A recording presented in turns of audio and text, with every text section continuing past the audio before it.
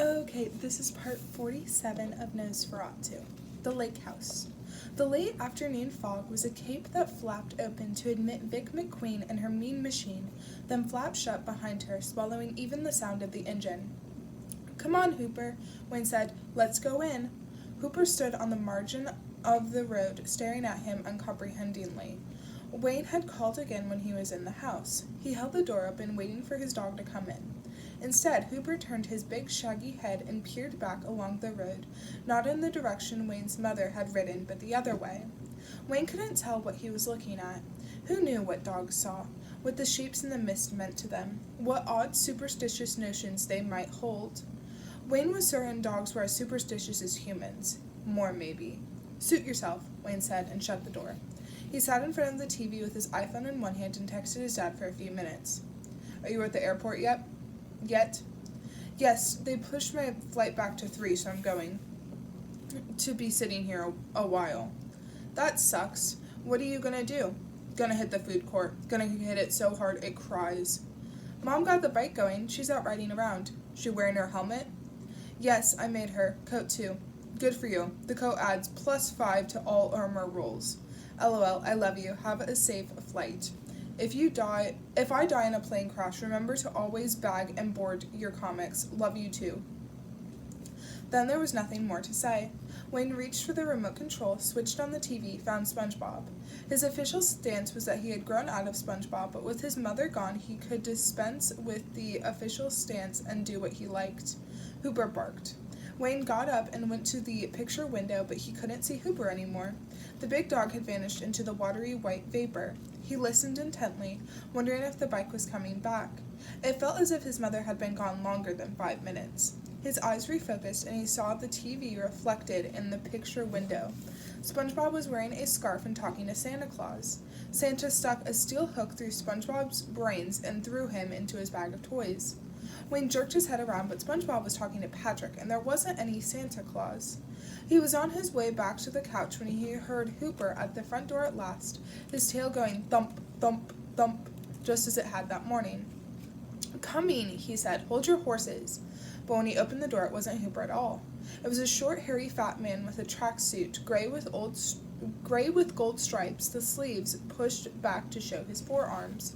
His head was a patchy bristle as if he had mange. His eyes protruded from above his broad, flattened nose. "Hello," he said. "Can I use your phone? We've had a terrible accident. We've just hit a dog with our car." He spoke haltingly, like a man reading his lines from a cue card, but having trouble making out the words. "What?" Wayne asked. "What did you say?"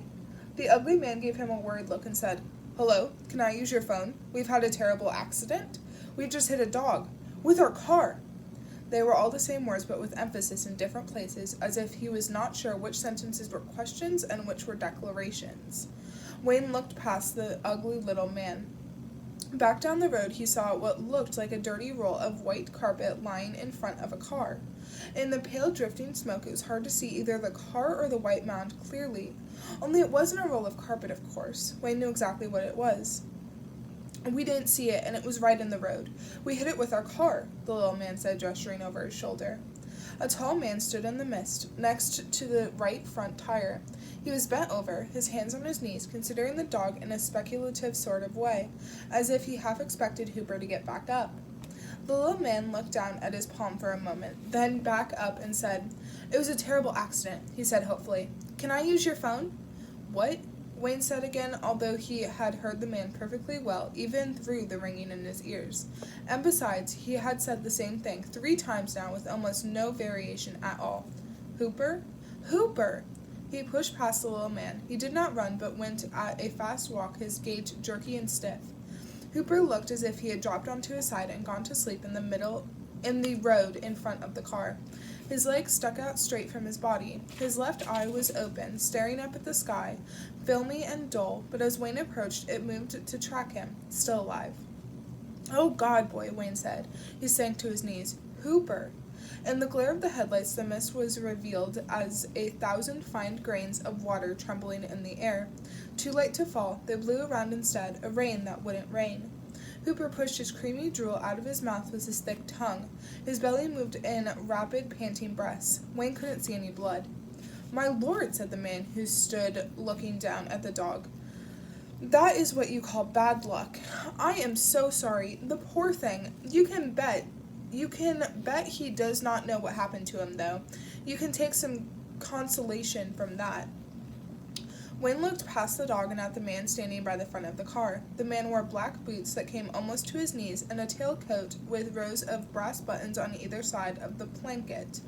As Wayne shifted his gaze, he looked in the car as well.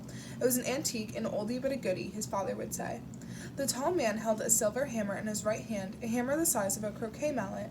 The shirt beneath his coat was watered white silk, as smooth and shiny as fresh powdered milk.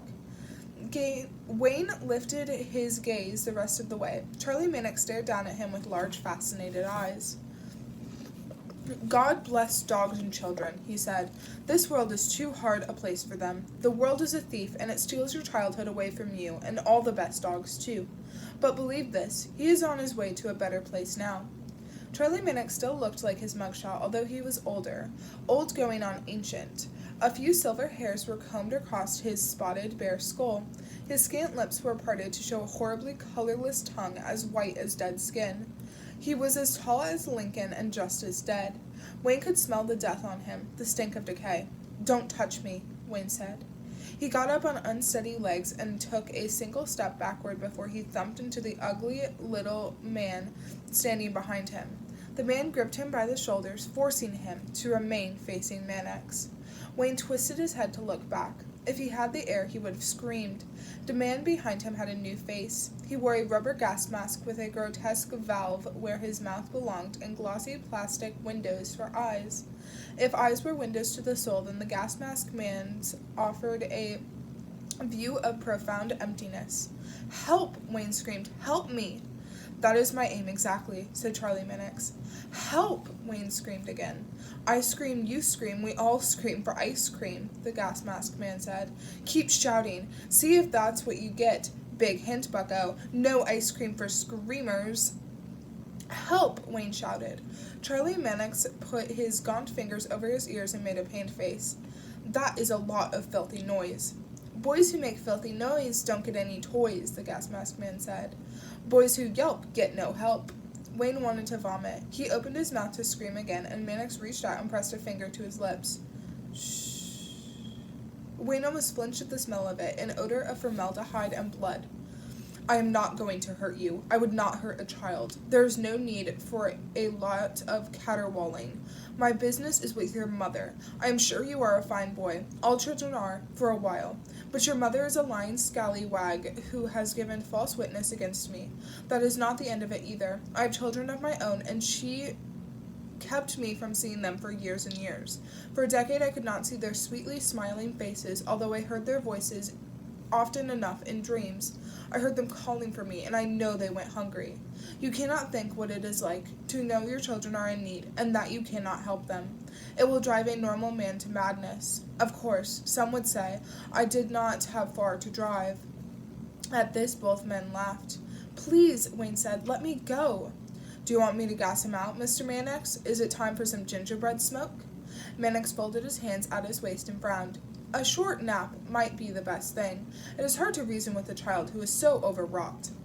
The gas mask man began to force march Wayne around the front of the car. Wayne saw now that it was a Rolls Royce, and he flashed to one of Maggie Lee's newspaper articles, something about a man disappearing in Kentucky along with a 1938 Rolls. "Hooper!" Wayne screamed. He was being propelled past the dog. Hooper twisted his head as if snapping at a fly, moving with more life than Wayne would have guessed possible. He bit, shutting his teeth on the gas mask man's left ankle. The gas mask man squealed and stumbled. Wayne thought for an instant that he might leap free, but the little man had long, powerful arms like a baboon's, and he got his forearm around Wayne's throat. "Oh, Mr. Mannix," the gas mask man said. "He's biting. The dog is biting. He's got his teeth in me." Mannix raised the silver hammer and dropped it on Hooper's head like a man at a fair, using a sledgehammer to test his strength, hitting the target to see if he could ring a bell. Hooper's skull crunched like a light bulb under a boot heel. Mannix hit him a second time, to be sure. The gas mask man tore his foot free and turned sideways and kicked Hooper for good measure. Oh, sorry. Okay. You dirty dog, the gas mask man cried. I hope that hurt. I hope that hurt a lot. When Mannix straightened up, there was a fresh, wet blood glistening on his shirt in a rough Y shape. It seeped through the silk, trickling from some wound on the old man's chest. Hooper, Wayne said. He meant to scream it, but it came out as a whisper, barely audible even to himself. Hooper's white fur was stained all red now. It was like blood on snow. Wayne couldn't look at what had been done to his head. Mannix bent over the dog, catching his breath.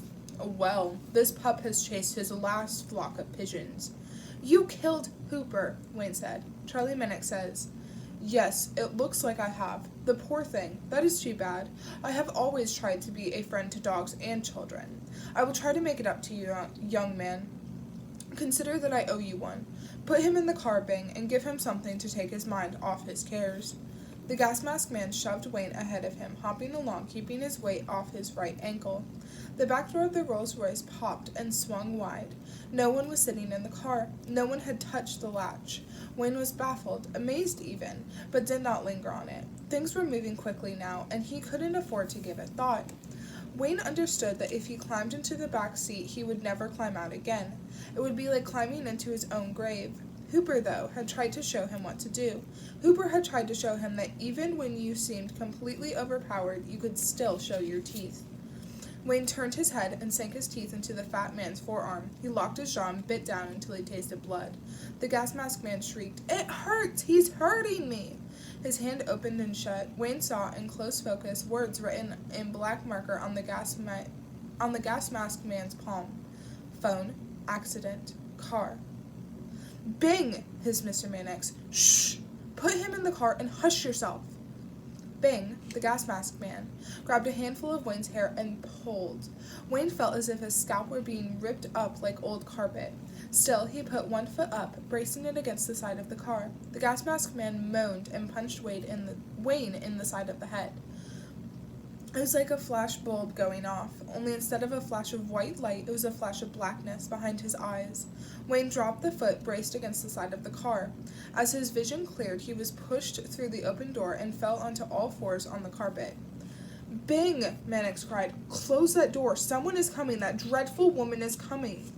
Your ass is grass, the gas mask man said to Wayne. Your ass is so much grass, and I am the lawnmower. I'm going to mow your ass, and then I'm going to fuck it. I'm going to fuck you right in the ass. Bing, mind me now. Mom, screamed Wayne. I'm coming, she shouted back, tiredly, her voice arriving from a great distance and without any particular urgency. The gas mask man slammed the car door. Wayne rose onto his knees. His left ear throbbed where he had been struck, burned against the side of his face. There was a nasty aftertaste of blood in his mouth. He looked over the front seats and out the windshield. A dark shape walked up the road. The mist played funhouse tricks with the optics, distorting and enlarging the shape. It looked like a grotesque hunchback pushing a wheelchair. Mom! Wayne screamed again. The front passenger side door, which was on the left, where the steering wheel would have been in an American car, opened. The gas mask man climbed in, pulled the door shut behind him, then twisted in his seat and pointed a pistol in Wayne's face. You want to shut your mouth, the gas mask man said, or I'll drill you. I'll pump you full of lead. How would you like that? Not too much, I bet. The gas mask man considered his right arm. There was a misshapen purple bruise where Wayne had bitten him, enclosed in parentheses a bright blood where Wayne's teeth had broken the skin. Mannix slid behind the steering wheel. He put his silver mallet on the leather between him and the gas mask man. The car was running, the engine producing a deep, resonant purr that was felt more than heard, a kind of luxurious vibration. The hunchback with the wheelchair came through the mist until all at once it resolved into the shape of a woman walking a motorcycle, pushing it laboriously by the handlebars. Wayne opened his mouth to shout for his mother again. The gas mask man shook his head. Wayne stared into the black circle of the barrel. It was not terrifying. It was fascinating, like the view from a high peak at the edge of a straight drop. No more laughing, the gas mask man said. No more fun. Quaker meeting has begun. Charlie Mannix dropped the car into drive with a heavy clunk. Then he glanced over his shoulder once more. "Do not mind him," Mannix said. "He is an old spoil sport. I think we can manage to have some fun. I am all but certain of it. In fact, I am about to have some right now."